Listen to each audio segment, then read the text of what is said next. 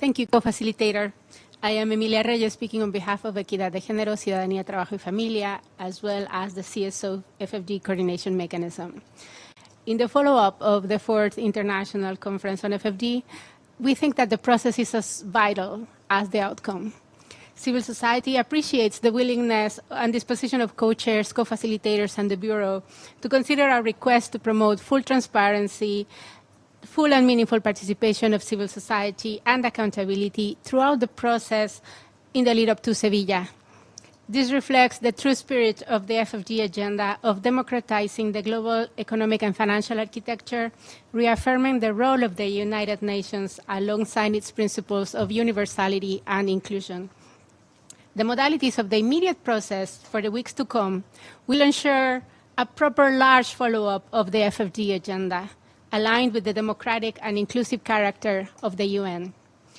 As we close the discussions of the 3rd PrepComm of the 4th International Conference on FfD, civil society would like to have clarity in the next elements moving forward.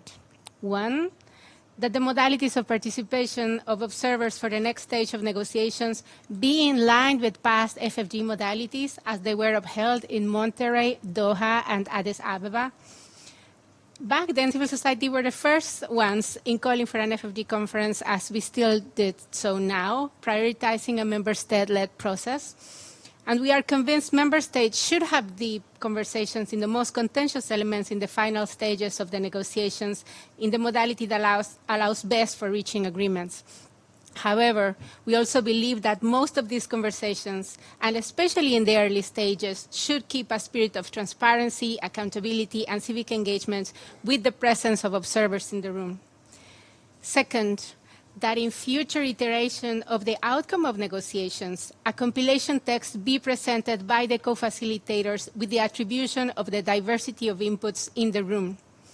This is really the only way to stay true to member state-driven process that reflects the exceptional spirit of the FfD agenda, overcoming entrenched power dynamics or business as usual. Third, that civil society is indeed considered as a stakeholder in this process, with full access to the necessary documentation and information across the process, upholding the highest standards in the FfD modalities. Finally, we want to remind member states that as FfD aims to deliver for the larger global challenges of our times, in Sevilla, as in prior conferences, additional ways to encourage the participation of observers should be considered. The inclusion of civil society representatives in national official delegations can be undertaken again, as in past practices. In Addis, we even saw champion states providing their seats for youth, women, and other communities to share their views on key issues that impact their well-being and that of the planet.